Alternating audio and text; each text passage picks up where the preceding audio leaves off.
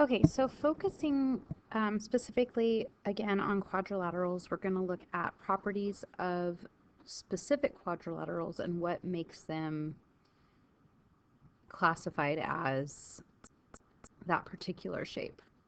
Um, so there's like a hierarchy of quadrilaterals. We'll look at a flow chart for that and how they work and what share different properties and all of that.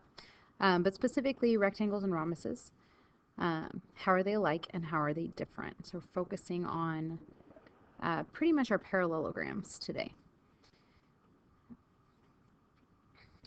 So we have some vocab in terms of the words themselves, but we're going to look again at quadrilaterals.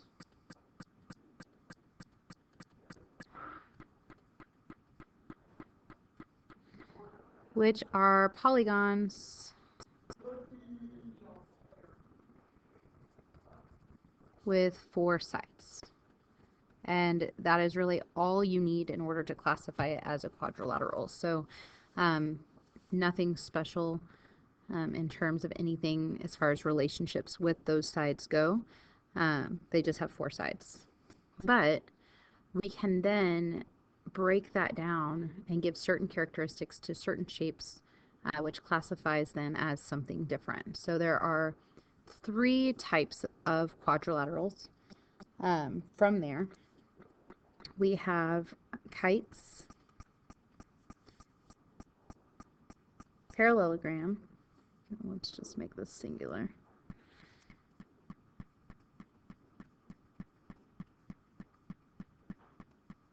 And trapezoid.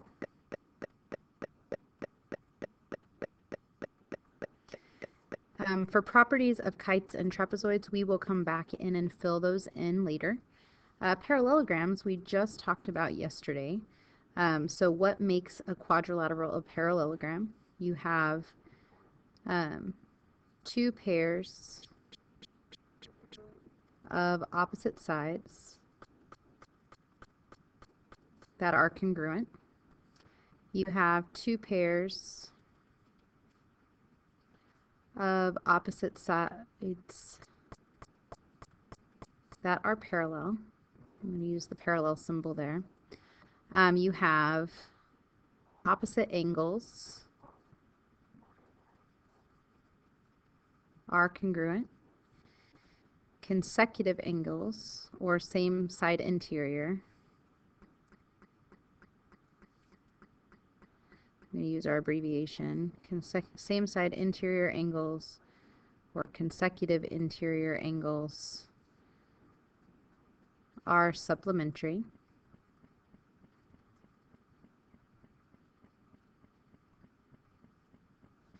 And diagonals bisect each other. So all of those are properties of parallelograms. So if it does all of those, it is a parallelogram. But under parallelogram, we have 3 new shapes. Okay. So not only do they hold every property of a parallelogram, but they also have things that are unique to them. The first one is a rectangle.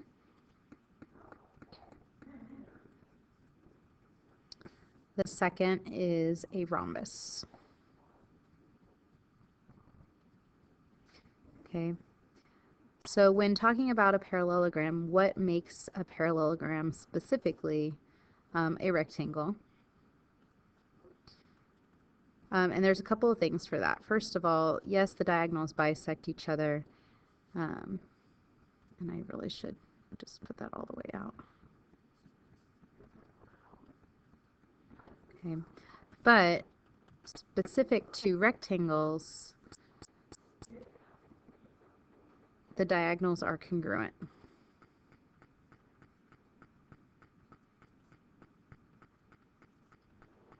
So not only do they cut each other in half, but they are also equal. So all 4 sections in a rectangle would be equal. Another thing special to rectangles is that all angles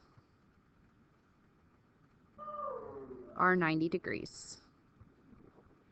All right, so every single angle in a rectangle is 90 degrees. Okay.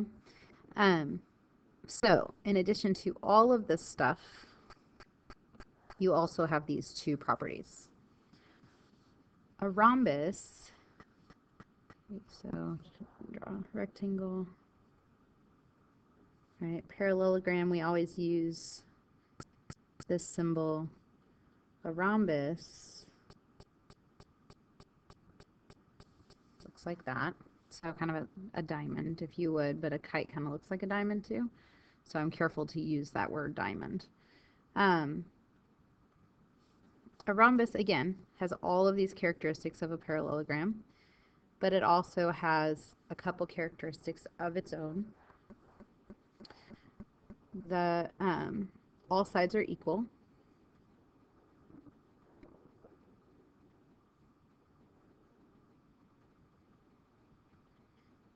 So all four sides are congruent. And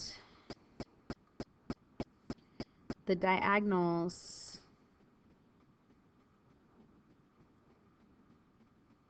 bisect the angles.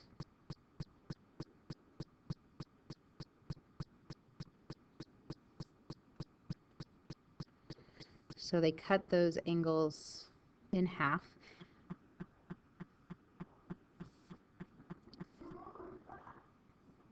And remember, bisect means cut in half. If you need to write that down, then do so, please.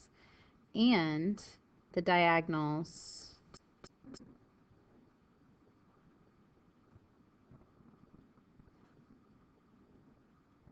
there's a delay today, are perpendicular. So remember what that symbol means also. They form a right angle. So lots we can do with that, because essentially that means there's four right triangles inside of every rhombus. And we can really use that to find things out about that shape. So in addition to all of these properties, it has these three things that are true about it as well. If we take every single property here and put it together, so all of these, and all of these, and we put that all into one shape, then we have a square. So a square is a rhombus, a square is a rectangle, and a square is a parallelogram. It is all of the above. It has all properties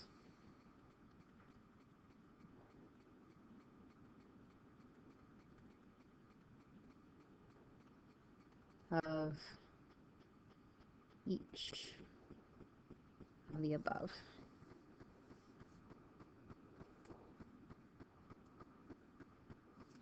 Let's just put above. Okay.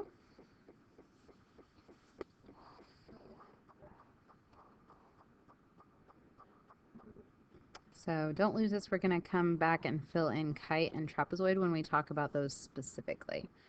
Okay, that way you have this flow chart.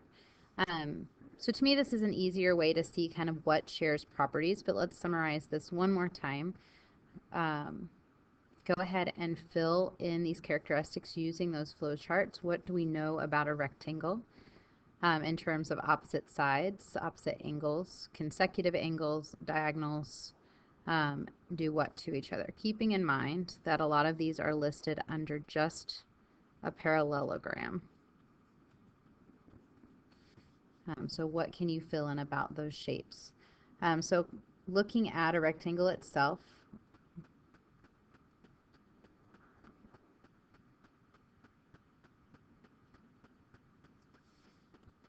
all right, we can draw our lines here. That is not very straight. And here, even less straight. Let's try that one more time. Goodness. So we know, for example, this about the diagonals. We know this about opposite sides.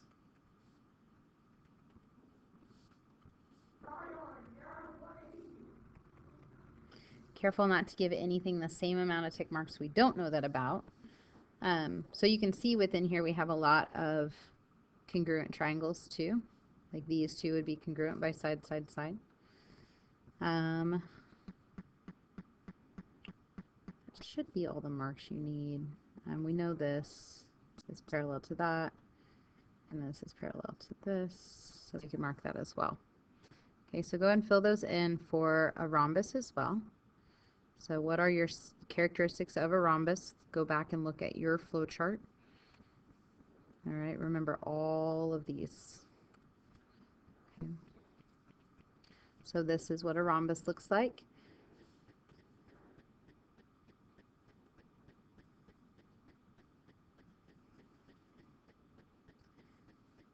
Remember that all of these are perpendicular.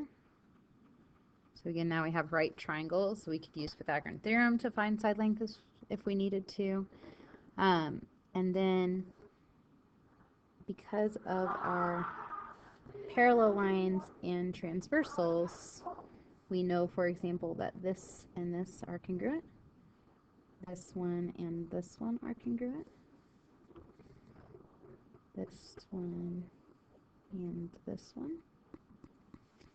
And this one and this one. Okay. And actually, let me be even more specific. Because of alternate interior angles,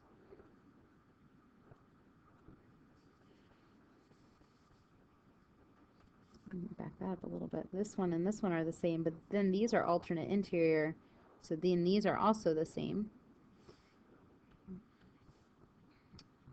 This one and this one match up, but again, because of alternate interior, this one and this one also match up, and because of what you know about opposite angles as well.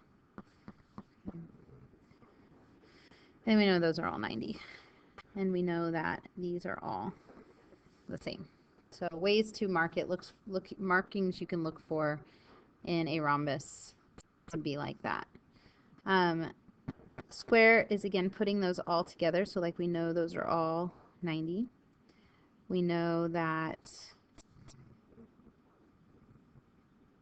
these are all the same, and these are all 90.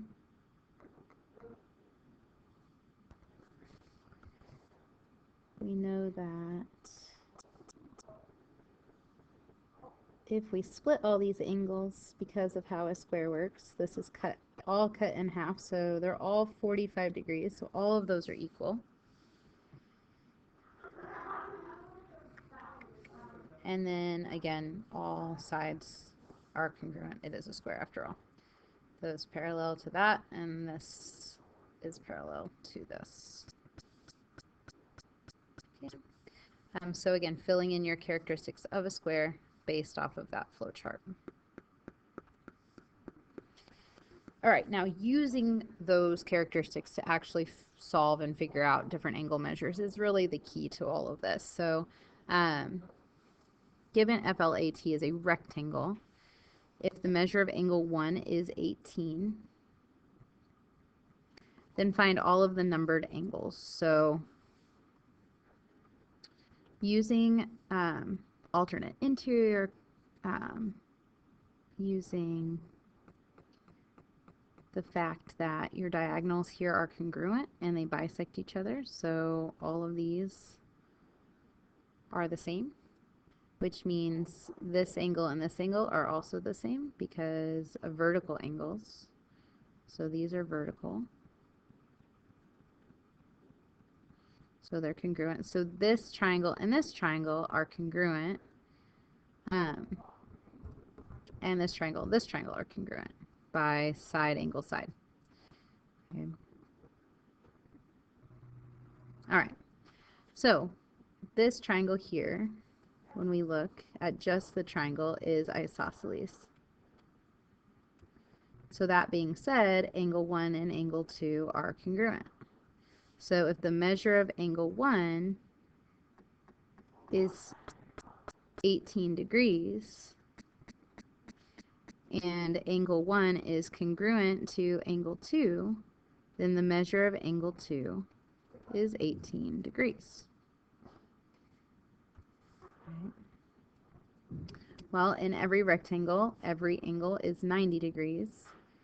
And so if I know the measure of angle 2 is 18, then the measure of angle 3 is equal to 90 minus the measure of angle 2.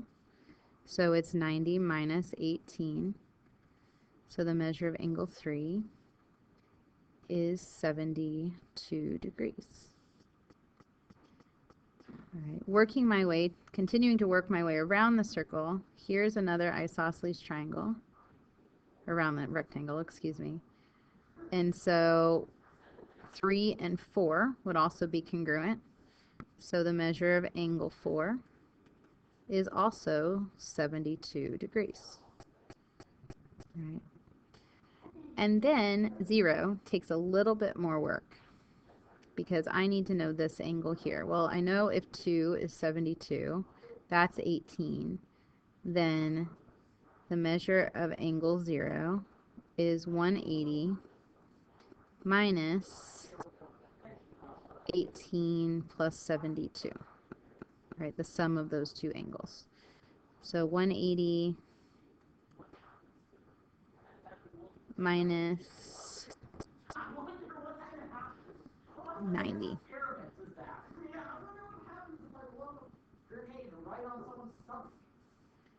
So the measure of angle 0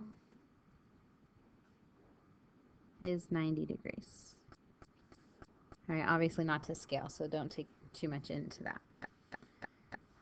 Okay. All right, you could also find this angle here and then subtract it from 180, or you can use the fact that 4 plus 3, that would be an exterior angle, would add together to it as well. Okay, so moving on from that one, looking at B. So same triangle, and now we're looking at sides. Remember, never mix a side and an angle. So you're either solving problems with sides or you're solving problems with angles. F to A, so this whole thing right here, is 26.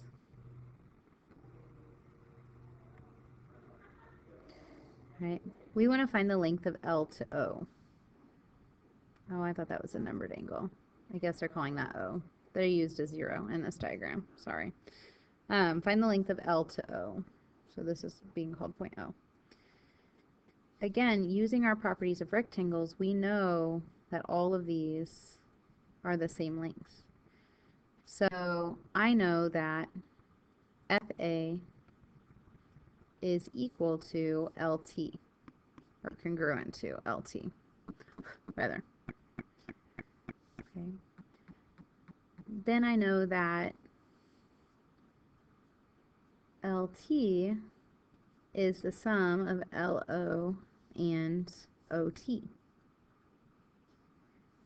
And I know that LO is equal to OT. All right, so really, all I need to recognize is the fact that if the whole thing is 26, then I'm going to do 26 divided by 2, because it's split evenly, and get 13, and that will be my answer.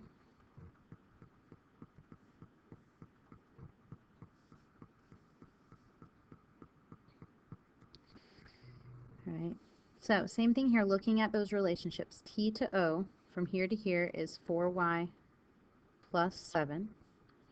Right? F to A, this whole thing, is 30. Well, if the whole thing is 30, then each of these little sections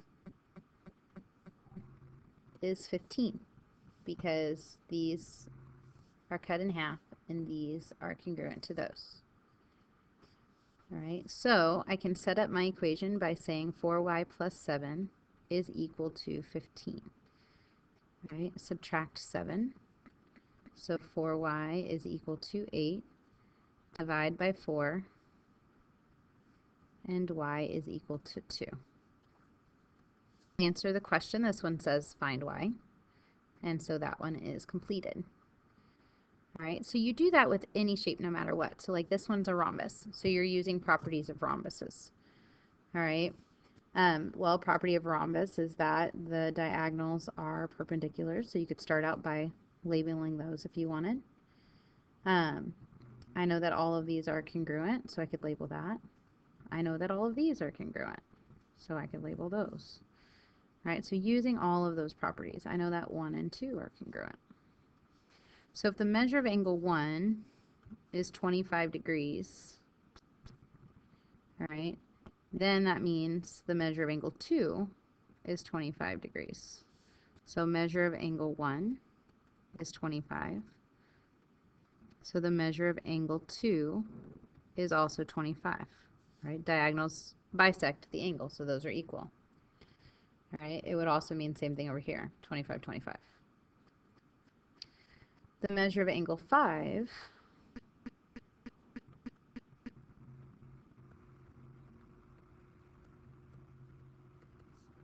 is 90 because it sits on the diagonal. Okay. And so now we have here in this triangle, LSO, right, a 25, a 90, and our angle 3. So angle 3 is 90 minus 25. So 65 degrees. Well, 3 and 4 are congruent. So this one is also 65 degrees. I should mark that with 2 tick marks. So I have a lot of tick marks going on in there. But label your picture as you go, and that should help you identify what is the same. So a lot of times you're either setting things equal, or you're adding them to equal 90, or you're setting them to 90. So figure out where is your angle and what is its relationship with what else you're given. So last example here in part B, this angle right here is given as 3x plus 8, and this angle here is given as 11x minus 24. All right.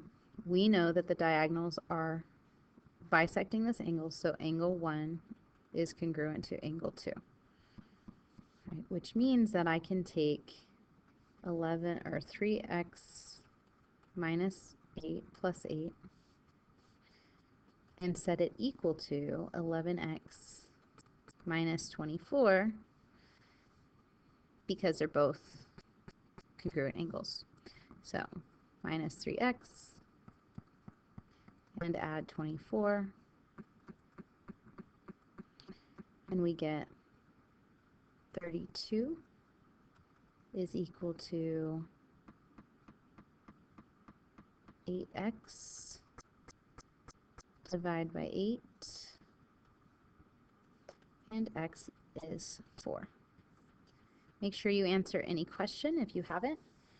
All right, so fill in those characteristics. I'll check those tomorrow. Highlight any ideas, write down any questions you might have. We are going to draw and label a Venn diagram, so just do this on the back, using all of those properties. So remember how a Venn diagram works, and essentially turn your flowchart into a Venn diagram. And then answer your EQ. Have a good night.